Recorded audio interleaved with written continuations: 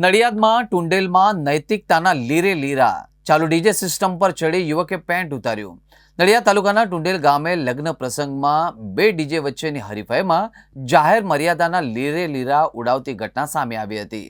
વરઘોડામાં એક યુવકે નિર્લજ્જ બની નગ્નતાના પ્રદર્શન કરી અશ્લીલ હરકતો કરતા તેનો વિડીયો સોશિયલ મીડિયામાં વાયરલ થયો હતો।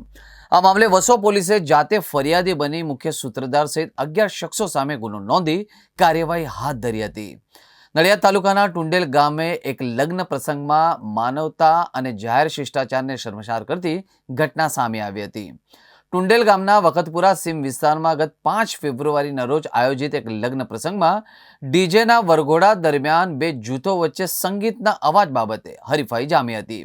એ દરમિયાન નશામાં કે ઉત્તેજનામાં આવી ગયેલા એક શખ્સે જાહેર માર્ગ પર પોતાનું જ પેન્ટ ઉતારી દઈને બીભત્સ ચીનચાળા કર્યા હતા, જેનો વિડીયો સોશિયલ મીડિયામાં વાયરલ થતા વસો પોલીસે જાતે ફરિયાદી બની ગુનો દાખલ કર્યો છે।